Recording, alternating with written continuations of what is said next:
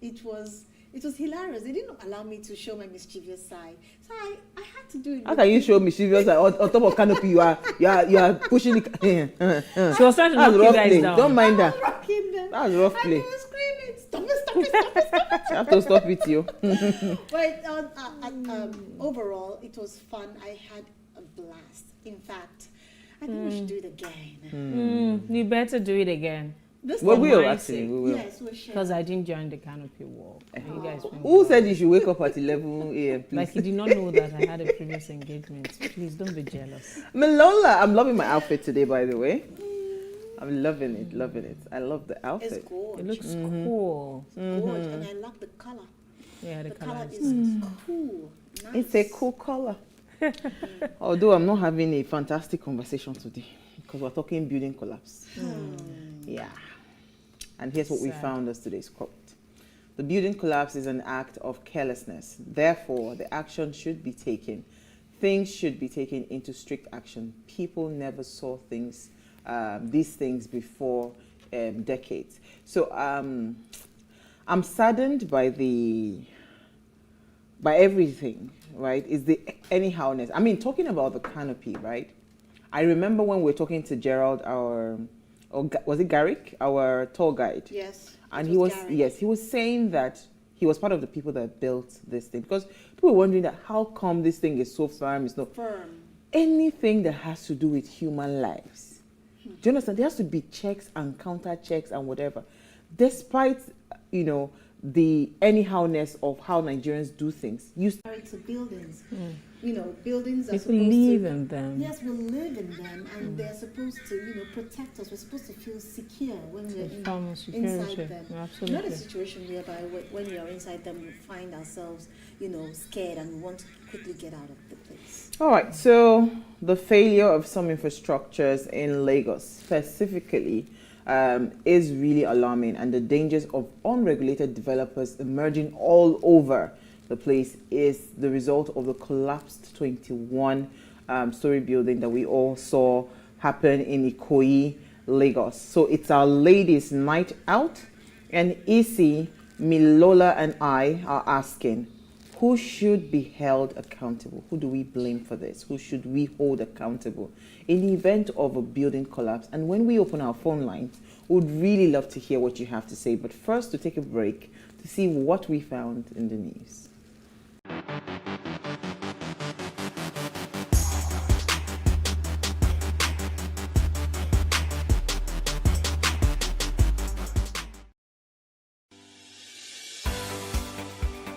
Businesses in Africa can be very challenging.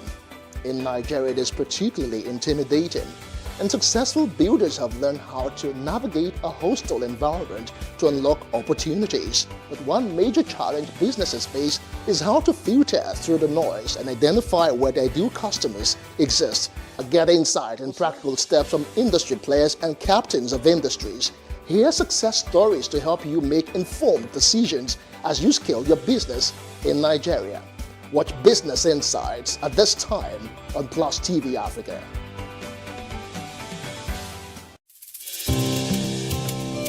For me, I wanted to change that culture. I didn't believe that until you see a white man or you see a foreigner in the kitchen before you can believe that, good food is going to come out of that kitchen.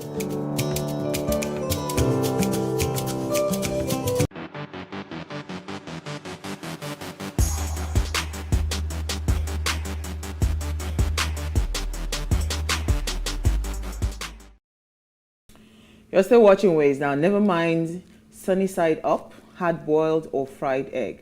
Egg lovers will know that the humble egg can become a taste sensation with a little preparation that you need to rustle up deviled eggs.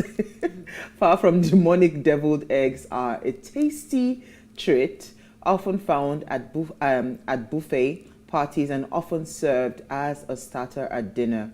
They are usually made simply by hard boiling eggs, slicing them in half, and then making a mixture with the yolk using mayonnaise and mustard.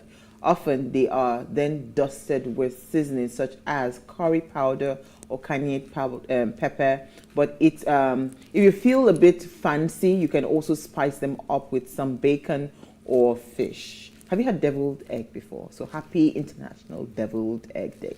Devil.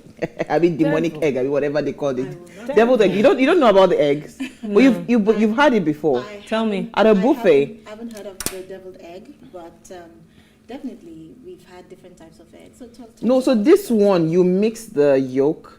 When you go to like proper A 5-star buffet. restaurants, you see it. It's part of the treat that they put as like maybe starters and all of that. You see, it's half boiled egg sliced in half. So, but the mixture instead of the yolk, just the plain yolk, they would have mixed the yolk with mustard, mayonnaise. Mayonnaise. It's really tasty. I've had it. It's really, really nice. So you're a devil egg eater. Yeah. Enjoy. Let's look for the saint eggs. It's far from the demonic. I don't know why when people hear devil, they just say, God forbid. I think there's a part of us that doesn't want to connect with the devil. It just goes to say we're running away from source. Yeah. Trust me. Exactly. There's Yeah. a demon in all of us. There's a demon in everybody because Yes, there even me, I is. know I have plenty demons. We all do. Okay. Who is starting first? Isi, let me come to you. What's your story? Okay, my story. I have to commend our president. At least he has said that we're no longer lazy youths. Really? There's an update to that story. Yes. Okay. Currently, he said that Nigerian youths are our most strategic assets, and we must invest in them. Aww. And that I thought it was so sweet as well. And he said this at a get-together, or should I say, where he declared an opening at a 3-day National Youth Conference themed Youth Inclusiveness, Governance, Security, and Employment. So he did this to, encourage the youth, make them understand that he's with them, and acknowledge the strength of the youth, not being lazy, of course. And he also talked about the fact that N-Power has increased from 500,000 to 1 million. You know the N-Power, which was established to guide and help the youths who are jobless or something that would need some sort of funds from Support. the government. Yeah. Yes. So my take is that for me, I'm still not in support of that N-Power, basically. Why? Because N-Power represents not teaching me to fish. Teach me to fish and don't give me the fish. That way I'll be able to sustain my own source of self. livelihood. Yes, and I'll be able to stand on my feet. Not a situation whereby you're giving me something, and at the end of the day, what will happen? I will be redundant. You So become job complacent and complacent, entitled. Exactly. So job creation is paramount for me in this context. So the government should actually provide jobs, not in any form of giving them incentives. And that should help the frustrations of the youth, basically. Absolutely. Yeah. Moving on. What I have in the news, coming to Milola, Buhari pledges Again. net zero emission by 2060.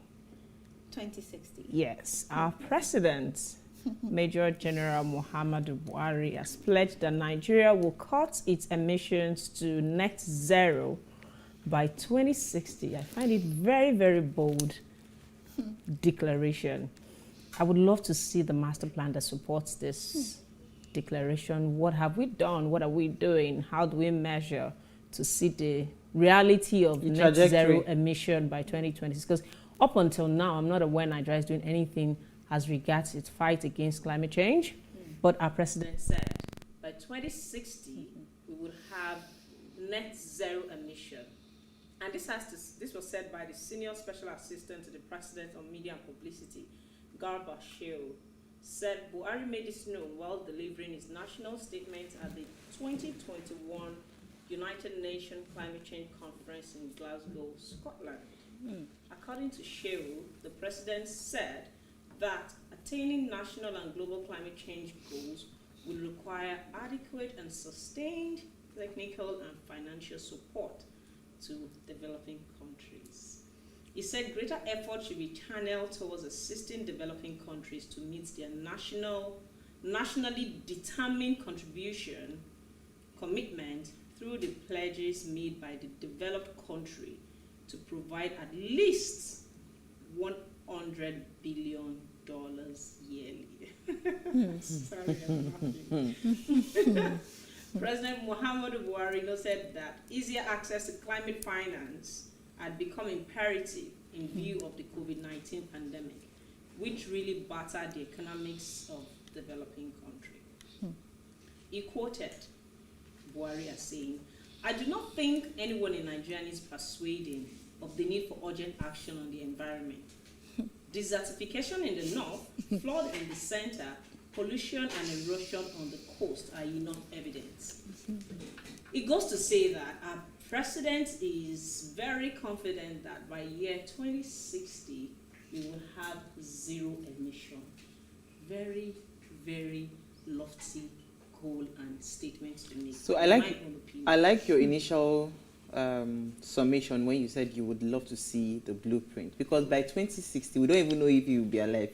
Do you understand? Because it's Baba now. say Government that. is supposed to be, come on, a government is supposed to be in succession. It's not about Do we us. have No. succession? So Do we where have is the succession? Do we have plan? Where is the continuity roadmap in Nigeria? Nigeria?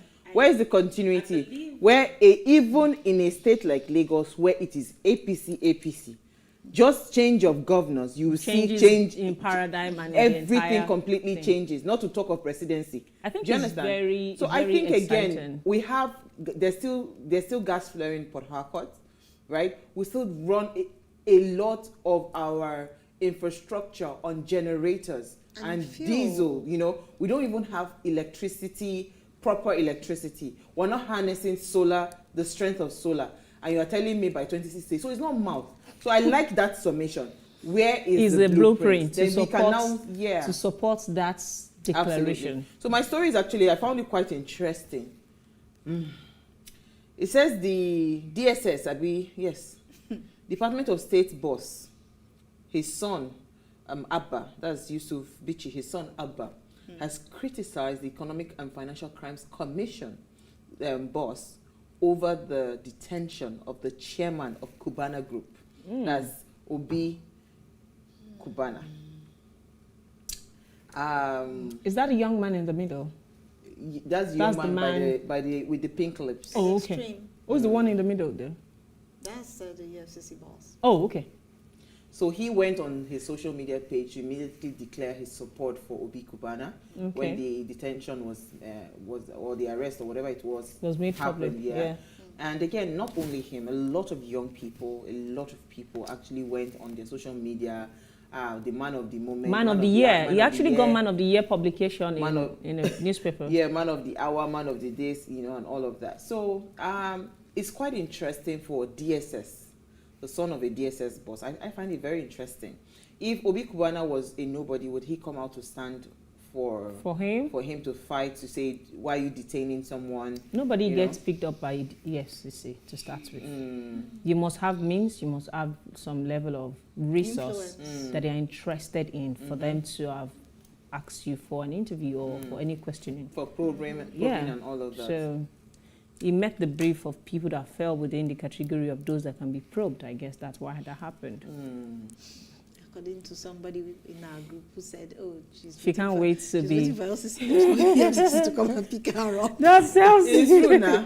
It's Milona that will start with. It must, yes, so please probe me. Means I'm really successful and I have something that someone is interested in. That someone is interested in understanding how come you have amassed so much wealth to your name. So why not? I would love to be. But does this invited. mean that celebrities that are empowered, like really empowered, like Obi Cubana, does this mean that they can actually go scot-free? Because I saw a post that I found very interesting. Somebody posted and said, Obi Cubana should be thanking God.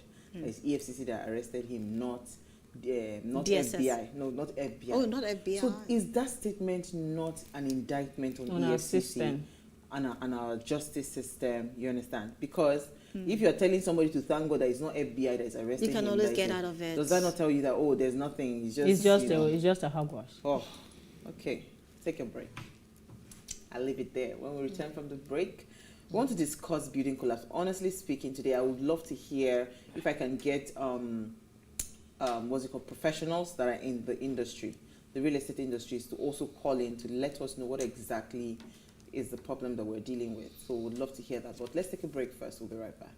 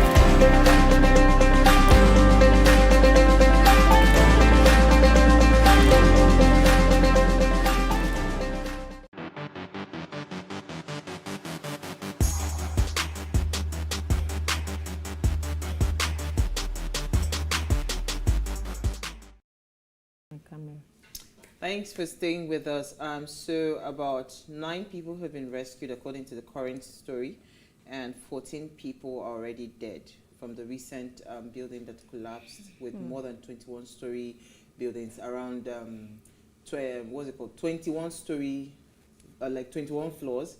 Around 2 p.m. it collapsed yesterday. Now the building located on Gerald Road in Lagos City's affluent neighborhood Ikoyi is a construction site for luxury apartments. It is unclear how many people were actually inside the building when it fell, but people were feared dead, and as I've mentioned now, about confirmed from the Lagos State government press release, 14 people. And the search and rescue operations from the multiple agencies continued up until even this morning. They're still there, trying to, or this evening rather, they're still there trying to get as many people out of that building. That's the Lagos State Emergency Management Agency. So this is actually very saddening, because first of all, we do not know how many people are currently missing. A lot of family members are there right now trying to see, clamoring that they want to help the people. They're trying to see how they can come in to just get people out of that building. An eyewitness had said that they felt the building moving, right? It felt like an earthquake had happened, right? These are like different accounts from people. I watched the press briefing yesterday when someone was saying that about 50 people were trapped in that building, but up until now, we cannot ascertain. So the question for tonight is, right, who should be held accountable when things like this happen, when there's a collapse of a structure that is supposedly supposed to be, in fact, this kind of projects are not small projects, right? They're not small projects in terms of the finances, that is put. From what we gathered yesterday, all 3-bedroom apartments in this 21-story building were fully paid for. Exactly. So it's already fully paid. So it's not like you do not have the money to do a proper structure. Off-plan gives you the capacity to be able to use people's money to build a structure, right? So who should be held accountable for the incident that happened and other building collapse, right, in any part of the country or any part of the world? Who are the people that should be held accountable? Now, let's narrow it down to Lagos State. Who should be held accountable for this death? Now, please let us hear what you have to say. Remember, you can join the conversation. Send us an SMS or WhatsApp to 081-803-84663. All right, so yesterday was an interesting, it was a mixed feeling for me because I keep wondering, how on earth, right, do we keep doing things anyhow without putting people into consideration? It's just like a landlord. You're